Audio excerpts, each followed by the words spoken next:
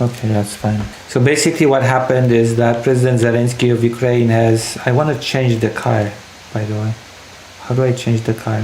Where's my anime car? Okay, once I change car, I'm gonna tell you all about it. Okay, I'm in the streamer car.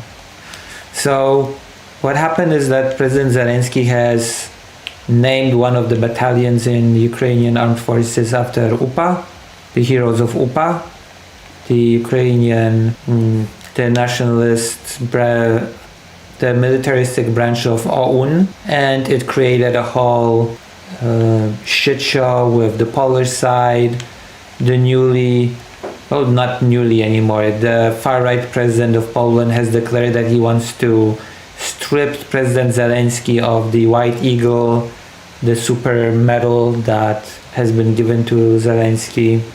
It has created a whole discourse which I am really tired of. Whenever I come to Ukraine and I do those interviews, inevitably a lot of the time people that I interview will bring up the topic of difficult history and that we must do our best with the difficult history, etc. And I feel like I am all for discussing history, I'm all for discussing difficult history, I'm all for looking at the nuances of the situation on both sides. But I genuinely feel like it's inappropriate to do it right now. I genuinely feel like it's inappropriate to discuss the difficulties of history and who did what, and who is to blame when there are civilians suffering and dying every single day from Russian bombs, drones, mines, and what have you. I feel like it's inappropriate to say, if you do not discuss history in a way that we like, then we are not going to allow you to join the European Union during this difficult time when you are being the victim of the biggest aggression since World War II. I feel like that's just inappropriate, simply speaking. Like I know that as a Polish person, I'm expected to be more outraged or more nationalistic about this, but I just don't. There are a lot of aspects to this. Even when we go to the topic of UPA, UPA was not a singular unit, military unit. There were fractions within UPA. There were conflicts during World War II between different factions of UPA. Of course, a lot of them were forcefully folded into the most militaristic Bandera faction of UPA, but that's neither here nor there. And then there's the Polish army, the so-called Armia Krajowa AK, which is glorified in Poland, but it has done a lot of atrocities against Ukrainian civilians as retribution for the Volhynian massacre. You can look into it. There's been a lot of horrific things, and people will say, well, the Polish army it was retaliation and the Polish army has killed a lot less people on the Ukrainian side, quote unquote, than what the Ukrainian UPA has done to Polish people. Okay, but it's not a numbers game. It's not a numbers game to me. It's not some, oh, you killed more, so this counts less. The atrocities on the one side count more because the one side has managed to kill more people. It's ridiculous. Atrocities are not a numbers game. It's not some, like, I don't think that people who suffered from the hands of the Polish army would be okay, quote unquote, with it because, not a lot of us have died, so it's fine. Not to mention the whole business with the Polish-Ukrainian war, which ended in Poland basically backstabbing Ukraine and folding a lot of Ukrainian territory into the so-called Second Polish Republic. There's just so much to talk about here that I could be talking about as a person that actually is interested in history and interested in discussing history. But I feel like the most important thing, even putting all that aside, is that I feel like these conversations should be had during peacetime, when historians can come together, hash out all the details, hash out all the nuance, how we should be treating these things, how we should be discussing these things, what happened, what is fair, what is not fair. It is not a discussion to have during the biggest war in Europe since World War II. There's a time and a place to discuss everything, and I simply don't feel like this is the time. I feel like Poland, I'm saying this as a Polish person, I feel like Poland's attitude towards this should be okay. We don't really fully understand why the president of Ukraine has done this. We don't really fully like this, but it's not the priority right now. Priority right now is supporting Ukrainian winning this war of aggression. That's my opinion. Maybe it's not nationalist enough, but I'm not a nationalist to begin with, so I'm not big of a nationalist to begin with. Look, I've created another anime car. So I guess that's my opinion. I don't even know if I have much else to say. And it also creates discourse, it creates fraction, and Russia, I think, very obviously loves this sort of thing. Russia loves this sort of discussion, loves this sort of friction, and it should not be happening. This should not be happening. The only party that can benefit from something like this is Russia, and I don't think any of us like that. Any thoughts? Anything? Yeah, Poland being, I mean, it's more centristy now, but Poland's government is more centristy right now, but the president is far right, definitely. The one that said that he wants to strip Zelensky of the White Eagle medal or whatever. And while I personally think that the whole naming thing might not have been the best move necessarily, it's a thing that should not be used as a political chip when it comes to talking about aid or Ukraine's accession to the European Union. It's inappropriate. It's a shitty thing to do, in my opinion. I feel like I've managed maybe to navigate this. I feel like I've maybe managed to navigate this topic somehow. I don't feel like there's... I mean, I could be talking a lot about the history, about how the Polish state has treated Ukrainian people before World War II. That's a whole different cold topic. And many Polish people simply cannot handle being criticized. The biggest example is the topic of the Holocaust and the Polish participation in the Holocaust. If you mention this topic, a lot of Polish people will lose their shit. And the grim reality of the situation is that there were Polish people that did participate in the Holocaust and caused a lot of Jewish people to die.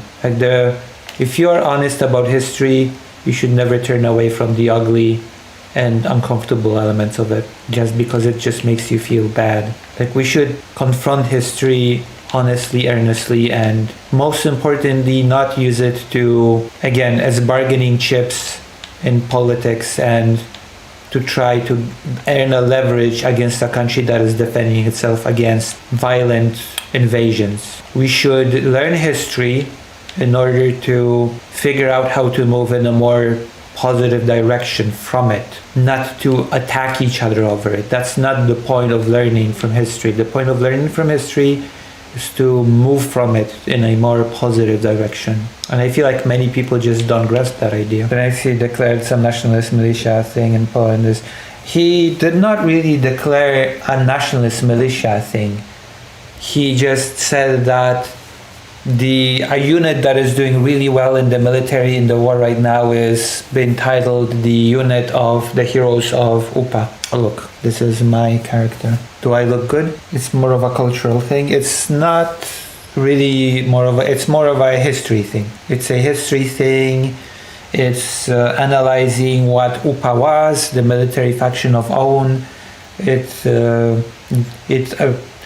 really requires you to go into the nitty-gritty details of what UPA was, what it stood for, what were the various factions of UPA, the more radical ones, aka the ones that committed the massacre against Polish people, the less radical ones, how those different factions fought against one another, how those factions were eventually all folded into the more radical one. It's all... like, we could have a whole history lecture / lesson on it. The heroes of UPA were basically soldiers that fought because UPA was fundamentally a military organization. There was a military faction within the broader OUN group.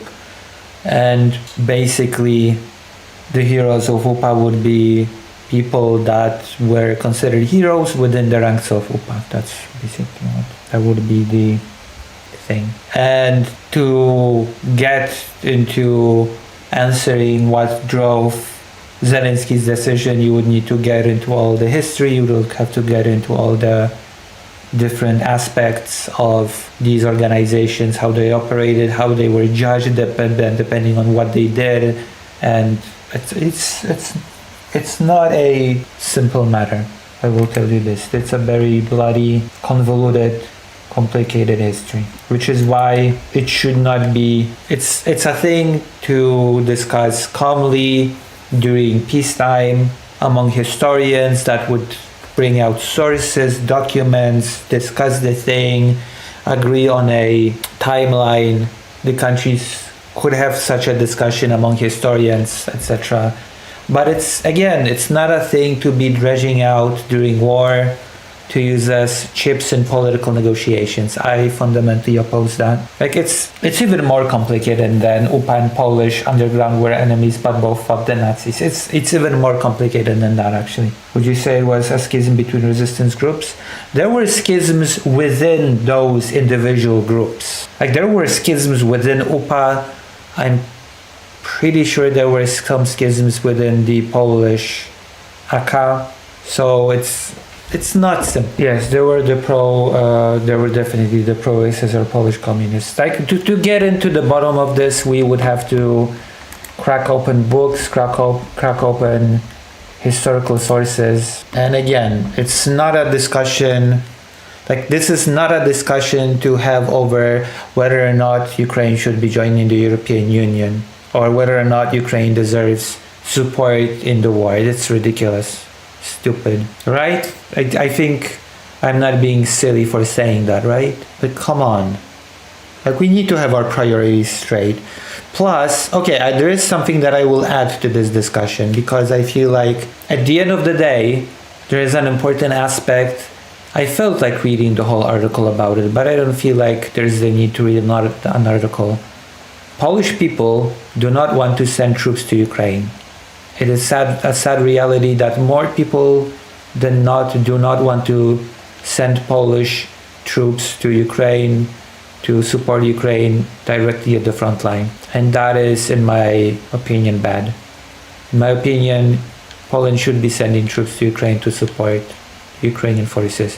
But on the other side, 58% of Ukrainian people have declared that if Poland were attacked by Russia, Ukraine should send the Ukrainian army to directly support Poland on the front lines. So I have to ask, in the light of this, which country is actually the better ally to the other? And mind you, Poland is in peacetime. Poland is not suffering from atrocities. Poland is not the country that has its civilians suffering from bombing, death, and destruction every single day. And yet it is that population that is suffering from those things that very decisively, I would say 58% is a lot of people. It's a big percentage.